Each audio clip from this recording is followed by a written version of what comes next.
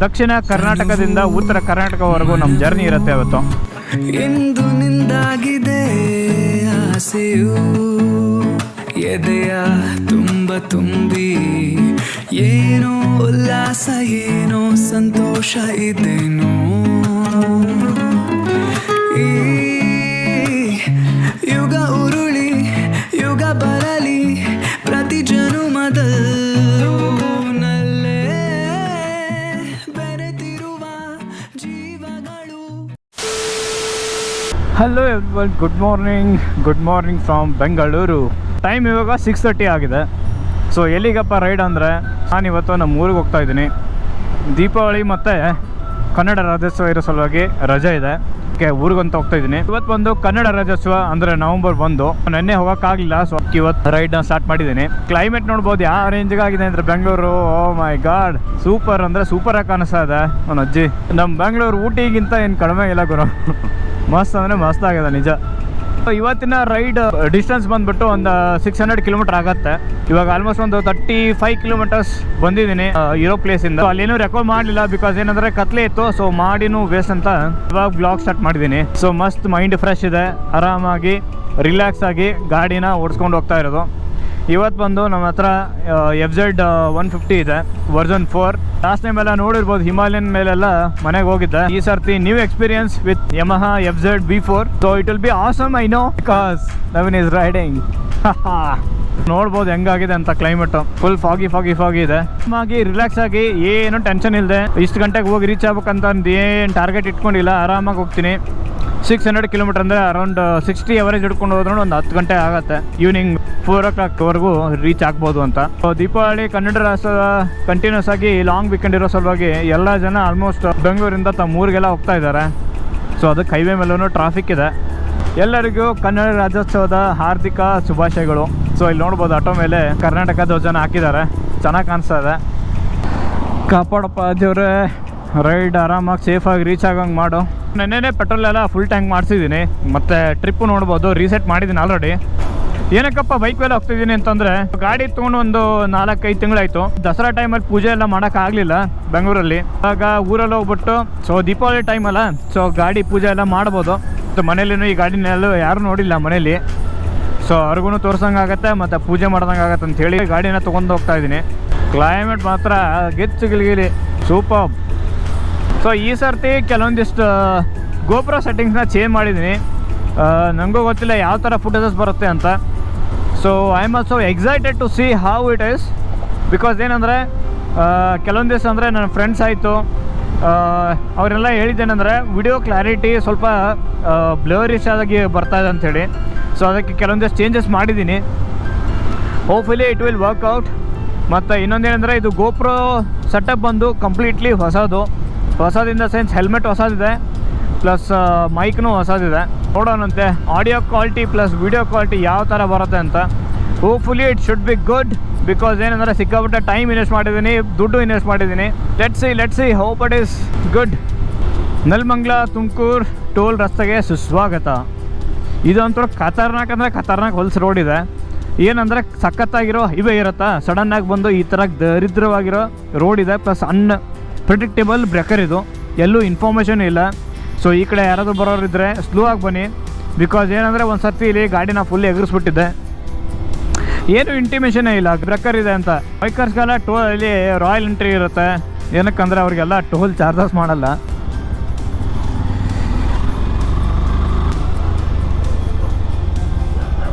ಅವಾಗವಾಗ ಮಿರರಲ್ಲಿ ನೋಡ್ಕೊತಾ ಇದ್ದೀನಿ ಬ್ಯಾಗ್ ಕರೆಕ್ಟಾಗಿ ಕುತ್ಕೊಂಡಿದೆಯಲ್ಲ ಅಂಥೇಳಿ.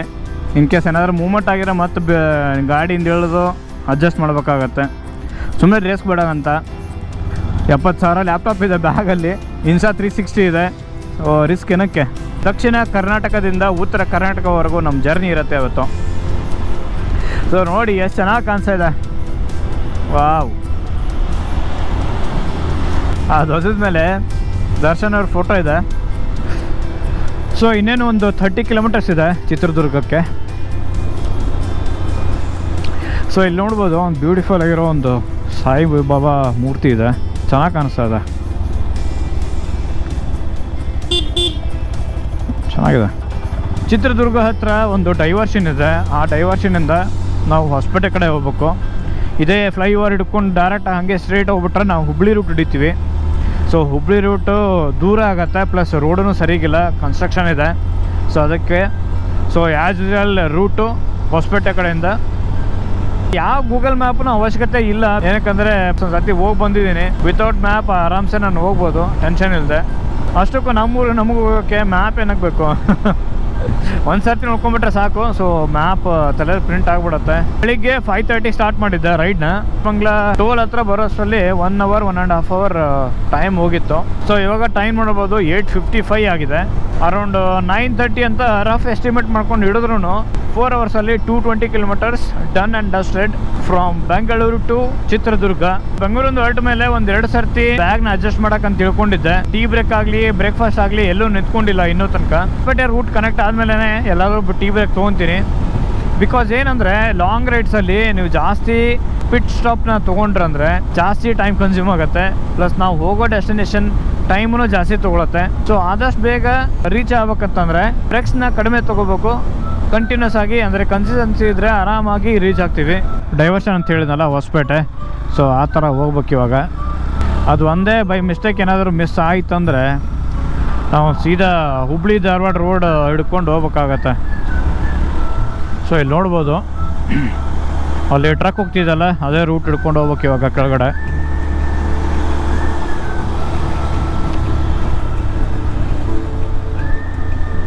ನೋಡಿ ಇವರು ಕನ್ಫ್ಯೂಸ್ ಆಗಿ ಬರ್ತಾ ಇದ್ದಾರೆ ಇವಾಗ.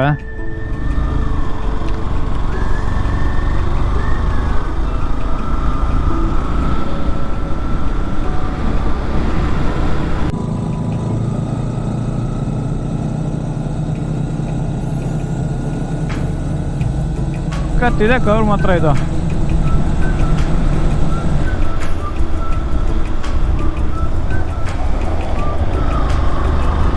ಇಲ್ಲಿಂದ ನೆಕ್ಸ್ಟ್ ಟಾರ್ಗೆಟ್ ಬಂದು ಹೊಸಪೇಟೆ ಇಲ್ಲಿಂದ 132 kilometers ಇದೆ, 132 kilometer ಇದೆ.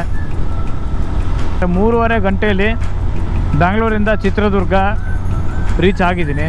ಲಾಂಗ್ ರೈಡ್ಸ್ ಹೋಗ್ಬೇಕಂದ್ರೆ ಇನ್ನೊಂದು ಏನು ಸಜೆಷನ್ ಅಂತಂದರೆ, ಒಂದು ಟಾರ್ಗೆಟ್ ಸೆಟ್ ಮಾಡ್ಕೋಬೇಕು. ಈ ಪ್ಲೇಸ್ಗೆ ಹೋಗ್ಮೇಲೆ ಈ ಪ್ಲೇಸ್ ಫಸ್ಟು, ಈ ಪ್ಲೇಸ್ ಅದಾದಮೇಲೆ ಅಂತ ಟಾರ್ಗೆಟ್ ಸೆಟ್ ಮಾಡ್ಕೊಂಡ್ರೆ ಈಸಿಯಾಗಿ ಮೈಲ್ಸ್ನ ಮಂಚ್ ಮಾಡ್ಬೋದು. ಬ್ಯಾಗೆಲ್ಲ ಯಾವ ಥರ ಸೆಟಪ್ ಮಾಡಿದ್ದೀನಿ ಅಂತ. ಇದೊಂದು ಡಫಲ್ ಬ್ಯಾಗ್ ಇದೆ, ಇದೊಂದು ಲ್ಯಾಪ್ಟಾಪ್ ಆಗಿದೆ. ಗಾಡಿ ಮಾತ್ರ ಸಖತ್ ಕಾಣಿಸ್ತದೆ. ರೈಡಿಂಗ್ ಶೂಸ್ ತೊಗೊಂಡಿದ್ದೀನಿ, ಓಲೆಸ್ ಬ್ರ್ಯಾಂಡ್ ಇದೆ.